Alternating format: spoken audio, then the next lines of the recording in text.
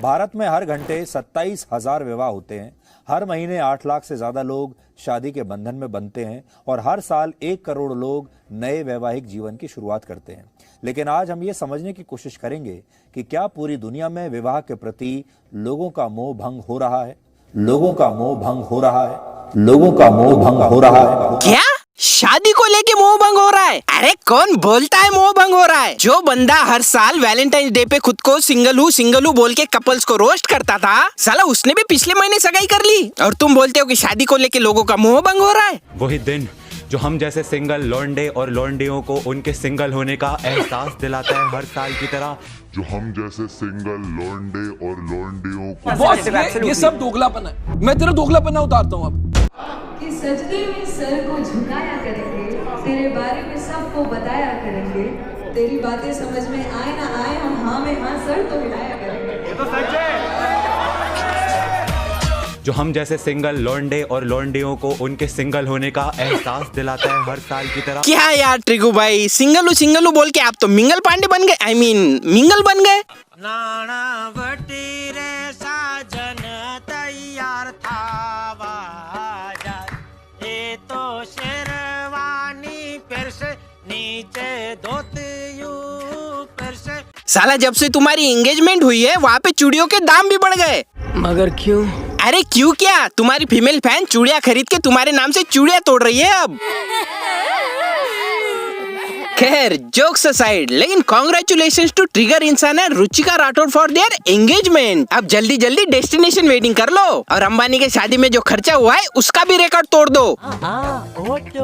अरे भाई वैसे आप कब शादी करोगे? सच बताऊं तो शादी को लेके साला मेरा मोह भंग हो चुका है। अब शादी को लेके मेरी किस्मत आशीष चंचलानी जैसी बन चुकी है। भाई शादी कर लो। नहीं भाई अब तो मुझे प्यार से बहुत डर लगता है, मुझे माफ करो भाई, मैं नहीं करूँगा। अरे कोई ना आशीष भाई, हम दोनों की शादी नहीं हुई तो क्या हुआ, लेकिन इस साल 48 लाख लोगों की शादियां हुई है जिसमें 6 लाख करोड़ रुपए खर्च हो गए। बताओ नहीं मतलब सोचो, 48 लाख लोगों ने अपने शादी में 6 लाख करोड़ रुपए खर्च किए। फिर यही 48 लाख लोग हनीमून पे भी 8 लाख करोड़ रुपए खर्च कर देंगे और फिर हनीमून के 9 महीने बाद यही 48 लाख लोग हगीज और मैनी पोको पैंट्स पे 10 लाख करोड़ रुपए खर्च कर देंगे। साला पाकिस्तान की इकोनॉमी से ज्यादा खर्चा तो हमारे यहाँ पे हगीज और मैनी पोको पैंट्स पे हो जाता है।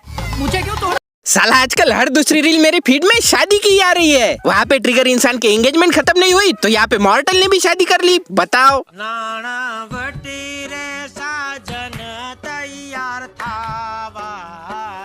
साला आजकल मेरी फीड में हर दूसरा बंदा शादी कर रहा है और हर तीसरी बंदी एलिमिनी के पैसे के साथ डिवोर्स पार्टी कर रही है।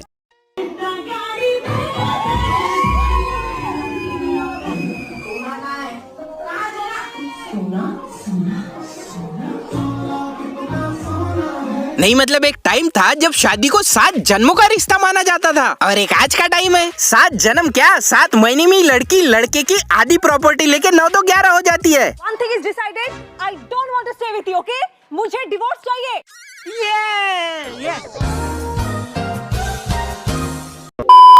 Please don't tell the court that this is all a person requires. 6,16,300 per month. Does anybody spend this much? A single lady for herself? Oh, if she wants to spend, let her earn. Not on the husband. 6,16,000 per month alimony चाहिए एक wife को अपने husband से। 6,16,000 per month. तेरा बाप यहाँ छोड़कर गया था कि तेरी माँ? वो तो चलो बेचारी जज अच्छी थी इसलिए उसने ये डिमांड खारिज कर दी, नहीं तो वो साला एक घुसखोर जज थी जिसकी वजह से अतुल को अपनी जान गंवानी पड़ी। मैं मुक्ति पाना चाहूंगा।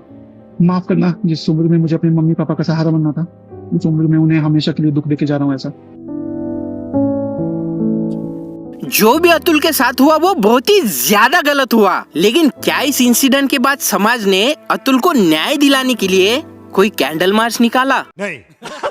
अतुल को जस्टिस दिलाने के लिए इस समाज ने गवर्नमेंट के ऊपर कोई प्रेशर बनाया? नहीं। जब किसी लड़की के साथ अनहोनी हो जाती है तब वो मुद्दा पार्लियामेंट तक पहुंच जाता है। क्या अतुल के केस की किसी भी पॉलिटिशियन ने पार्लियामेंट में बात तक उठाई? नहीं। अतुल के साथ जो हुआ उसके बाद भी कुछ फेमिनिस्ट के 14 अतुल के वाइफ को सपोर्ट कर रहे हैं। घंटा 20 मिनट का उन्होंने वीडियो बनाया। उनकी फ्रस्ट्रेशन का लेवल देखिए किस लेवल पे है वो, राइट। 24 पन्नों का उन्होंने नोट बनाया।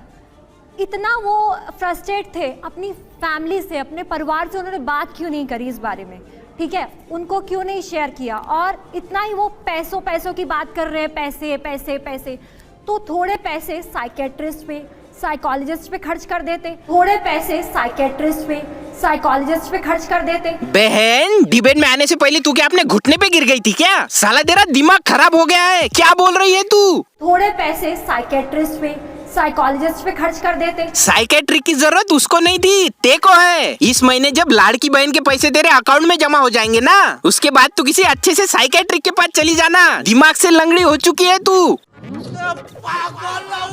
नहीं मतलब इस चुड़ैल को अगर तू डिफेंड कर रही है तो साला लानत है तेरे पे, लानत है। नहीं मतलब सोचो कितना ज्यादा कॉन्फिडेंस होगा इसको खुद पे, जो इस मुंह के साथ ये 1 करोड़ रुपए मांग रही थी। नहीं मतलब साला गोबर पे पत्थर मारो तो भी इससे अच्छा दिखता है वो, और इसको 1 करोड़ चाहिए थे। 3-4 करोड़ है जेब में, दूं तेरे को, दूं अंदर से निकाल। और ये किसका भाई, साला फॉर अ रीजन। बोले जो कोयल बाहों में, साला शक्ल से थाला और हरकतों से गड़बड़ घोटाला। ससुर। अतुल के साथ जो हुआ वो बहुत ही ज्यादा गलत था, लेकिन दुख तो अब इस बात का है कि ऐसे केसेस आजकल बहुत ही ज्यादा बढ़ चुके हैं। I knew from a very young age that I was not meant to love one person. एक जने के साथ सारी जिंदगी, no chance. I don't know which Scandinavian country they have this thing where you have a contract कि if you're getting married also it's like 2 साल करते हैं फिर देखते हैं, फिर हम रिन्यू करेंगे कॉन्ट्रैक्ट। ऐसे होना चाहिए ना, थोड़ा आप देखो कि चल रहा है कि नहीं। You have a review session amongst yourselves. Is this working? Where do we need fine tuning? So committing to one person at a time? My name is Randy. नहीं मतलब सोच के देखो, तुम्हारे घर वाले तुम्हारी धूमधाम से शादी कर रहे हैं। तुम खुश हो क्योंकि तुम्हें लाइफ पार्टनर मिल रहा है, तुम्हारे घर वाले भी खुश है क्योंकि उनको बहू मिल रही है। सब कुछ हंसी खुशी और अच्छे से चल रहा है। शादी के बाद तुम लोग हनीमून भी जाते हो, वहाँ पे घी छे तो घपाघप छे भी कर लेते हो। आपकी वाइफ का नेचर बहुत ही ज्यादा अच्छा है और वो आपको बेइंतहा प्यार करती है। आपके मम्मी पापा को खुद के मम्मी पापा जैसा प्यार करती है। सब कुछ सही चल रहा है। फिर 9 महीने बाद आपके घर एक छोटा मेहमान आता है, घर की खुशियाँ और बढ़ जाती है। आप बाप बनते हो, आपकी वाइफ माँ बनती है, आपके माँ बाप दादा दादी बन जाते हैं। घर में एक अलग ही तरह की खुशी आ जाती है। फिर कुछ दिन बाद अचानक से पता नहीं क्या हो जाता है, आपके वाइफ को आपके माँ बाप खटकने लगते हैं। फिर धीरे धीरे उनके साथ वो झगड़ा करने लग जाती है। आपसे भी वो छोटी छोटी बात पे झगड़ा कर लेती है। फिर जैसे ही बच्चा थोड़ा बहुत बड़ा हो जाता है, फिर उसको लगता है कि यही सही टाइम है डिवोर्स लेने का। फिर वो आपको डिवोर्स देती है। उसके बाद आपका मेंटल पीस और आपका बैंक बैलेंस दोनों खत्म हो जाते हैं। अगर एक हस्बैंड वाइफ रिलेशनशिप में वाइफ प्रेग्नेंट हो जाती है किसी दूसरे के साथ, बच्चा हस्बैंड का माना जाएगा। एंड लड़का अगर चीट करता है तो it amounts to cruelty, it amounts to domestic violence, he will pay. Husband की औकात क्या है यार? वाइफ अगर अपने एक्स्ट्रा मैरिटल अफेयर करती है तो हस्बैंड को कहते हैं कि तू डाइवोर्स ले घर जा। We live in a feminist society basically. क्या हस्बैंड के एक्स्ट्रा मैरिटल अफेयर के बारे में प्रूफ इकट्ठा करना इलीगल है? स्टॉकिंग कर सकते हो अपने हस्बैंड की, नॉट इलीगल। हस्बैंड अगर ऐसा करे जहाँ पे अपनी वाइफ के खिलाफ उसके एक्स्ट्रा मैरिटल अफेयर पे प्रूफ इकट्ठा करे तो? अगर हस्बैंड अपनी वाइफ को कहता है कि बार बार कि भाई अपना फोन दिखा and he is too suspicious, तो इट अमाउंट्स टू क्रुएलिटी, वो डाइवोर्स ले सकती है उससे। अगर हस्बैंड कमा नहीं पा रहा है तो भी क्या हस्बैंड लायबल है मेंटेनेंस पे करने के लिए? सुप्रीम कोर्ट सेज कि चाहे रिक्शा चला के पैसे लेके आ, मेंटेन तो करना पड़ेगा। आप मानो या ना मानो, डिवोर्स आजकल लड़कियों के लिए एक प्रॉफिटेबल बिजनेस ही बन चुका है। इसीलिए तो आजकल की लड़कियां डिवोर्स होने के बाद उसको सेलिब्रेट करती है, डिवोर्स की पार्टी रखती है।